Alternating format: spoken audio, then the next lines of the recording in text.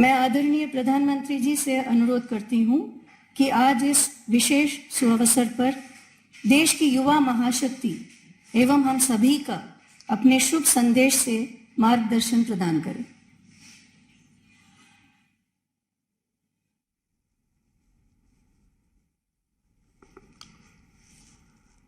नमस्कार साथियों, आज वैशाखी का पावन पर्व है। मैं सभी देशवासियों को वैशाखी की लख लख बधाइयां देता हूं। उल्लास भरे इस त्योहार में आज 70,000 से ज्यादा युवाओं को केंद्र सरकार के विभिन्न विभागों में सरकारी नौकरी मिली है। आप सभी युवाओं को, आपके परिवारजनों को बहुत बहुत बधाई। आपके उज्जवल भविष्य के लिए अनेक अनेक शुभकामनाएं। साथियों, विकसित भारत की संकल्प से सिद्धि के लिए हमारी सरकार युवाओं की प्रतिभा और ऊर्जा को सही अवसर देने के लिए प्रतिबद्ध है। केंद्र सरकार के साथ ही गुजरात से लेकर असम तक, उत्तर प्रदेश से लेकर के महाराष्ट्र तक एनडीए और भाजपा शासित राज्यों में सरकारी नौकरी देने की प्रक्रिया तेज गति से चल रही है। कल ही मध्य प्रदेश में 22,000 से ज्यादा शिक्षकों को नियुक्ति पत्र सौंपे गए। ये राष्ट्रीय रोजगार मेला भी युवाओं के प्रति हमारे कमिटमेंट का प्रमाण है। साथियों, आज भारत दुनिया की सबसे तेज रफ्तार से आगे बढ़ने वाली अर्थव्यवस्था है। पूरी दुनिया कोविड के बाद मंदी से जूझ रही है। ज्यादातर देशों की अर्थव्यवस्था लगातार गिरती चली जा रही है, लेकिन इन सब के बीच भारत को दुनिया एक ब्राइट स्पॉट के तौर पर देख रही है। आज का नया भारत अब जिस नई नीति और रणनीति पर चल रहा है, उसने देश में नई संभावनाओं और नए अवसरों के द्वार खोल दिए हैं। एक समय था जब भारत टेक्नोलॉजी हो या इंफ्रास्ट्रक्चर, एक प्रकार से रिएक्टिव अप्रोच के साथ काम करता था, बस रिएक्ट करना। 2014 के बाद से भारत ने प्रोएक्टिव अप्रोच अपनाई है। इसका नतीजा ये हुआ है कि 21वीं सदी का ये तीसरा दशक रोजगार और स्वरोजगार के वो अवसर पैदा कर रहा है जिनकी पहले कल्पना भी नहीं की जा सकती थी। आज युवाओं के सामने कई ऐसे सेक्टर्स खुल गए हैं जो 10 साल पहले उपलब्ध तक नहीं थे। हमारे सामने स्टार्टअप्स का उदाहरण है। स्टार्टअप्स को लेकर आज भारत के युवाओं में जबरदस्त उत्साह है। एक रिपोर्ट के मुताबिक स्टार्टअप्स ने 40 लाख से ज्यादा डायरेक्ट और इनडायरेक्ट जॉब तैयार की हैं।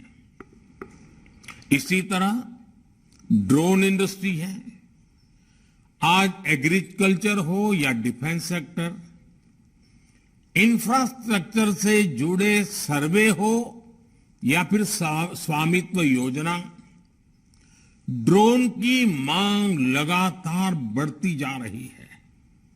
इसलिए बहुत सारे युवा ड्रोन मैन्युफैक्चरिंग, ड्रोन फ्लाइंग से जुड़ रहे हैं। आपने ये भी देखा है कि बीते 8-9 वर्षों में कैसे देश के स्पोर्ट्स सेक्टर का कायाकल्प हो गया है।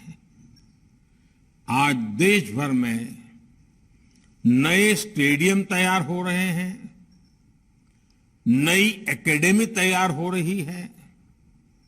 इनमें कोच, टेक्नीशियन, सपोर्ट स्टाफ की जरूरत पड़ रही है। देश में स्पोर्ट्स का बजट 2 गुना होने से भी युवाओं के लिए नए मौके बन रहे हैं। साथियों, आत्मनिर्भर भारत अभियान की सोच और अप्रोच सिर्फ स्वदेशी अपनाने और वोकल फॉर लोकल से कहीं ज्यादा है। ये सीमित दायरे वाला मामला नहीं है।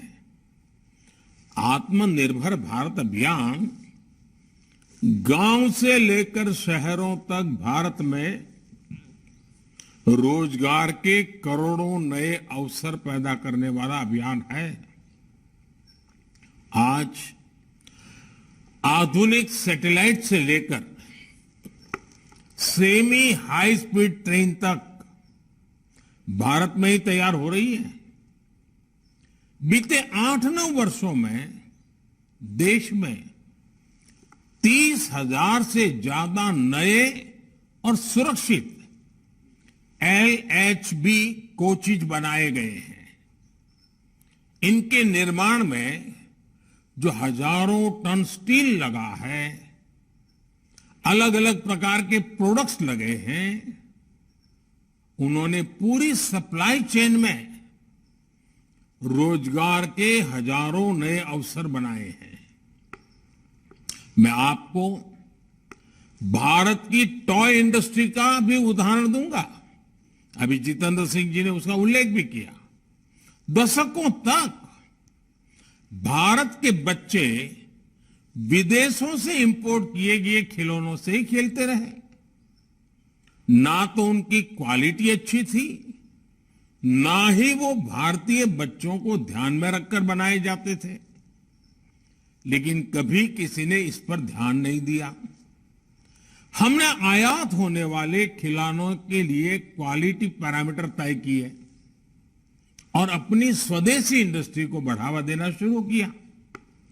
3-4 वर्ष में ही टॉय इंडस्ट्री का कायाकल्प हो गया और इससे रोजगार के अनेकों नए अवसर तैयार हुए।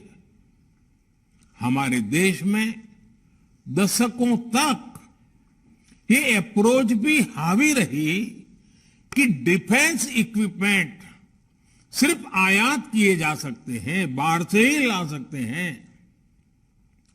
हम अपने देश के मैन्युफैक्चरर्स पर ही उतना भरोसा नहीं करते थे। हमारी सरकार ने इस अप्रोच को भी बदल डाला। हमारी सेनाओं ने 300 से ज्यादा ऐसे साजो सामान और हथियारों की लिस्ट तैयार की है जो अब भारत में ही बनाए जाएंगे, भारतीय इंडस्ट्री से ही खरीदे जाएंगे। आज भारत 15,000 करोड़ के डिफेंस इक्विपमेंट विदेशों में निर्यात कर रहा है। इससे रोजगार के हजारों अवसर तैयार हुए हैं। साथियों, आपको एक और बात कभी भी भूलनी नहीं चाहिए।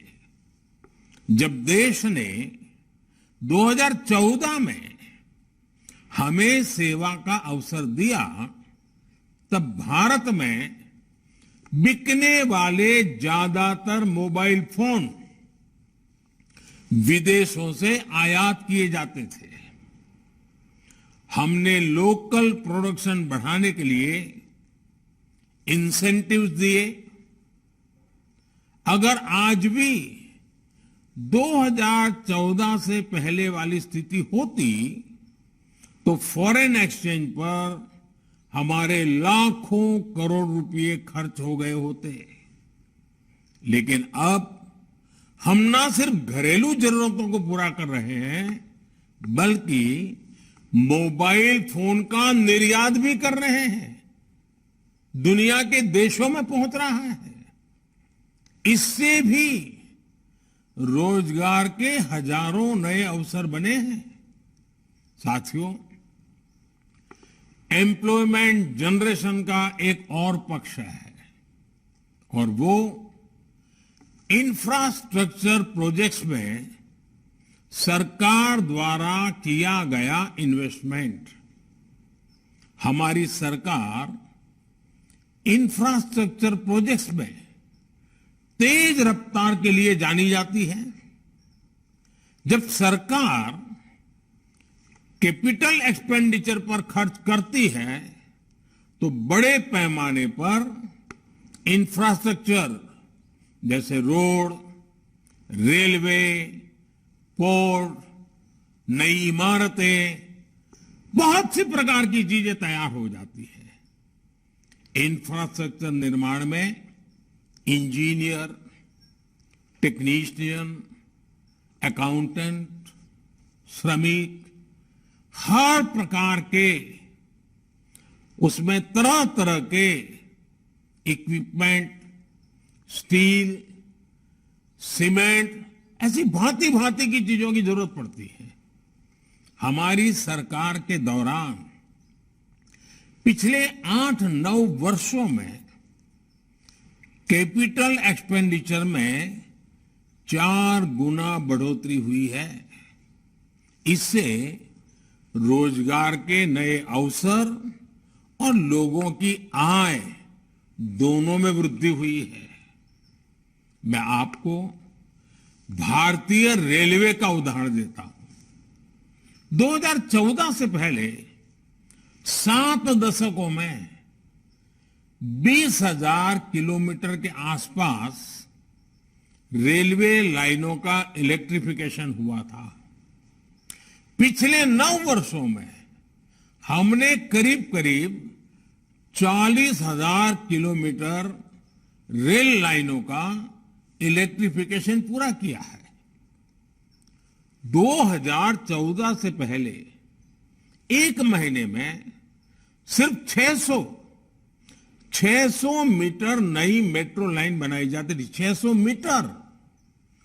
आज हम हर महीने लगभग 6 किलोमीटर की नई मेट्रो लाइन बना रहे हैं। तब हिसाब मीटर में होता था, आज हिसाब किलोमीटर में हो रहा है। 2014 में देश में 70 से भी कम जिलों में 70 से भी कम जिलों में गैस नेटवर्क का विस्तार हुआ था। आज ये संख्या बढ़कर 630 जिले तक पहुंच गई है। कहां 70 जिले और कहां 630 जिले। 2014 तक ग्रामीण इलाकों में सड़कों की लंबाई भी 4 लाख किलोमीटर से कम थी। आज ये आंकड़ा भी बढ़कर 7.25 लाख किलोमीटर से ज्यादा हो चुका है। आप अंदाजा लगा सकते हैं कि जब गांव में सड़क पहुंचती है तो उसका क्या क्या प्रभाव होता है। इससे पूरे इकोसिस्टम में तेज गति से रोजगार का सृजन होने लगता है। साथियों, ऐसे ही काम देश के एविएशन सेक्टर में हुआ है। 2014 तक देश में 74 एयरपोर्ट थे, आज इनकी संख्या 148 हो गई है। हम सभी जानते हैं कि एयरपोर्ट ऑपरेशंस में कितने ज्यादा स्टाफ की जरूरत पड़ती है। आप अनुमान लगा सकते हैं कि इतने नए एयरपोर्ट्स ने भी देश में हजारों नए अवसर तैयार किए हैं। और आपने देखा है कि हाल ही में एयर इंडिया ने रिकॉर्ड संख्या में नए हवाई जहाज खरीदने का ऑर्डर दिया है। कई और भारतीय कंपनियां भी इसी तैयारी में हैं। यानी आने वाले दिनों में इस सेक्टर में कैटरिंग से लेकर इन फ्लाइट सर्विसेज तक, मेंटेनेंस से लेकर ऑन ग्राउंड हैंडलिंग तक बड़ी संख्या में नए अवसर तैयार होंगे। ऐसी ही प्रगति हमारे पोर्ट सेक्टर में भी हो रही है। समुद्री तट का जो विकास हो रहा है, हमारे पोर्ट्स जो डेवलप हो रहे हैं, आज हमारे पोर्ट्स पर पहले की तुलना में कार्गो हैंडलिंग 2 गुनी हो चुकी है और इसमें लगने वाला समय अब आधा रह गया है। इस बड़े बदलाव ने पोर्ट सेक्टर में भी बड़ी तादाद में नए अवसर तैयार किए हैं। साथियों, देश का हेल्थ सेक्टर भी एम्प्लॉयमेंट जनरेशन का बेहतरीन उदाहरण बन रहा है। 2014 में भारत में 400 से भी कम मेडिकल कॉलेज थे। आज 660 मेडिकल कॉलेज हैं। 2014 में अंडर ग्रेजुएट मेडिकल सीटों की संख्या करीब 50,000 थी। आज 1 लाख से ज्यादा सीट उपलब्ध है। आज पहले के मुकाबले 2 गुनी संख्या में डॉक्टर परीक्षाएं पास करके तैयार हो रहे हैं। आयुष्मान भारत योजना की वजह से देश में अनेकों नए अस्पताल और क्लिनिक बने हैं। यानी इंफ्रास्ट्रक्चर का हर प्रोजेक्ट रोजगार और स्वरोजगार उसमें बढ़ोतरी सुनिश्चित कर रहा है। साथियों, ग्रामीण अर्थव्यवस्था को गति देने के लिए सरकार जो एफपीओज बना रही है, सेल्फ हेल्प ग्रुप्स को लाखों करोड़ों की मदद दे रही है, स्टोरेज कैपेसिटी का विस्तार कर रही है, उससे गांव के युवाओं के लिए अपने गांव में ही रोजगार के अवसर बन रहे हैं। 2014 के बाद से देश में 3 लाख से ज्यादा नए कॉमन सर्विस सेंटर्स बने हैं। 2014 के बाद से देश के गांवों में 6 लाख किलोमीटर से ज्यादा ऑप्टिकल फाइबर बिछाया गया है। 2014 के बाद से देश में 3 करोड़ से ज्यादा घर गरीबों को बनाकर दिए गए हैं। इनमें से 2.5 करोड़ से ज्यादा घर गांवों में ही बने हैं।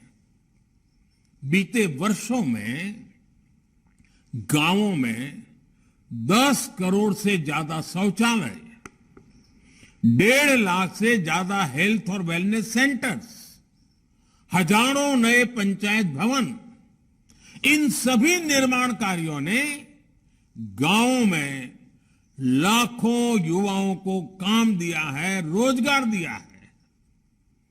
आज जिस तरह एग्रीकल्चर सेक्टर में फार्म मैकेनाइजेशन तेजी से बढ़ा है, उससे भी गांव में रोजगार के नए मौके बन रहे हैं। साथियों, आज भारत जिस तरह से अपने लघु उद्योगों की हैंड होल्डिंग कर रहा है, अपने यहां एंटरप्रेन्योरशिप को बढ़ावा दे रहा है, इससे बड़ी संख्या में रोजगार का निर्माण सुनिश्चित हो जाता है। हाल ही में प्रधानमंत्री मुद्रा योजना ने 8 वर्ष पूरे किए। इन 8 वर्षों में मुद्रा योजना के तहत बिना बैंक गारंटी 23 लाख करोड़ रुपए का लोन दिया गया है। इसमें से 70% लोन महिलाओं को मिला है। इस योजना ने 8 करोड़ नए एंटरप्रेन्योर्स तैयार किए हैं, यानी ये वो लोग हैं जिन्होंने मुद्रा योजना की मदद से पहली बार अपना कोई कामकाज शुरू किया है। मुद्रा योजना की सफलता ने देश के करोड़ों लोगों को स्वरोजगार के लिए हौसला दिया है, नई दिशा दिखाई है। और मैं साथियों आपको एक और बात बताना चाहता हूं। ग्रासरूट लेवल पर इकोनॉमी की ताकत बढ़ाने में माइक्रो फाइनेंस का कितना महत्व होता है, माइक्रो फाइनेंस कितनी बड़ी शक्ति बनकर के उभरता है, ये हमने इन 8-9 साल में देखा है।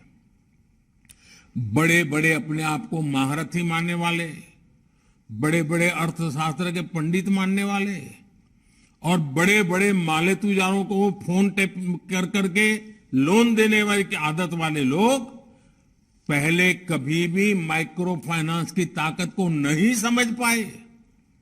आज भी ये लोग माइक्रो फाइनेंस का मजाक उड़ा रहे हैं।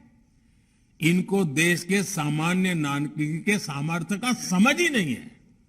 साथियों, आज जिन लोगों को नियुक्ति पत्र मिला है, उन्हें मैं विशेष तौर पर कुछ सुझाव अवश्य देना चाहता हूं। आप में से कुछ लोग रेलवे, तो कुछ लोग शिक्षा क्षेत्र से जुड़ रहे हैं, कुछ लोगों को बैंकों में अपनी सेवाएं देने का अवसर मिल रहा है। ये आपके लिए देश के विकास में योगदान देने का अवसर है। देश 2047 में 2047 में जब आजादी के 100 साल मनाएगा, विकसित भारत बनने का लक्ष्य लेकर आगे बढ़ रहा है। और मैं जानता हूं आज आपकी जो उम्र है, ये आपके लिए सच्चे अर्थ में अमृतकाल है। आपके जीवन का ये 25 वर्ष देश एकदम से तेज गति से आगे बढ़ने वाला माहौल वाला है और उसमें आप योगदान दे जा रहे हैं।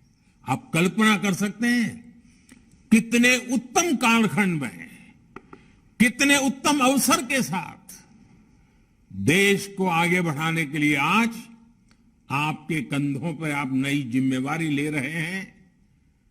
आपका एक एक कदम, आपके समय की एक एक पल देश को तेज गति से विकसित भारत बनाने में काम आने वाली है।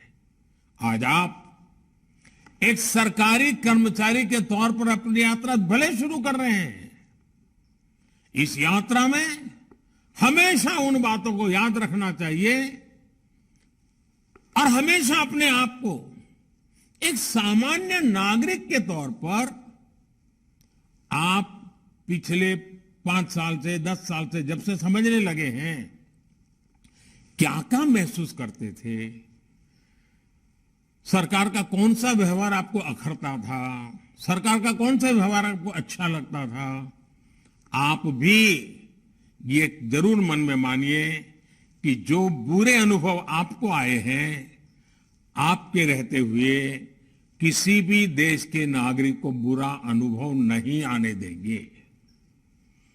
जो आपको बीती होगी, आपके कारण किसी को नहीं बीतेगी, यही बहुत बड़ी सेवा है।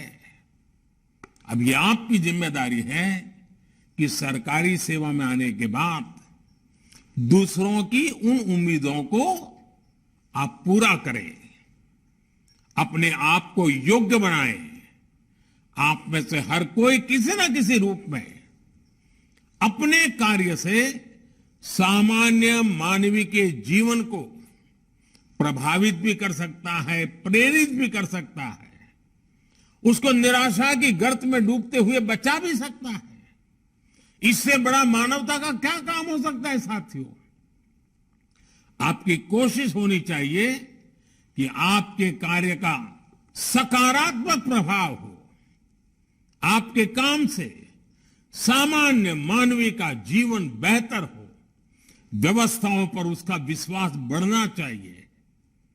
मेरा आप सबसे एक और आग्रह है, आप सबने कड़ी मेहनत से ये सफलता हासिल की है, लेकिन सरकारी नौकरी पाने के बाद भी सीखने की प्रक्रिया को रुकने ना दें।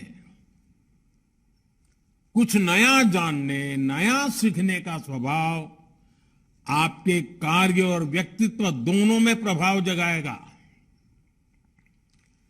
Online learning platform iGOT Karmayogi से जुड़कर आप अपने स्किल को अपग्रेड कर सकते हैं। और साथियों, मैं तो मेरे लिए हमेशा कहता हूं, मैं मेरे भीतर के विद्यार्थी को कभी मरने नहीं देता हूं। मैं बड़ा विद्वान हूं, मुझे सब आता है, सब मैं सीख चुका हूं, ऐसा भ्रम लेकर के न मैं पैदा हुआ हूं न काम करता हूं। मैं हमेशा अपने आप को एक विद्यार्थी मानता हूं, हर किसी से सीखने का प्रयास करता हूं। आप भी अपने भीतर के विद्यार्थी को जिंदा रखना, कुछ न कुछ नया सीखने की कोशिश करते रहना, वो जीवन के नए नए द्वार खोल देगा। साथियों, फिर एक बार वैशाखी का पावन पर्व हो, जीवन का नया आरंभ हो, इससे बढ़कर के क्या अवसर हो सकता है? आप सभी के उज्जवल भविष्य के लिए पुनः बहुत बहुत शुभकामनाएं। एक बार फिर आप सबको बहुत बहुत बधाई।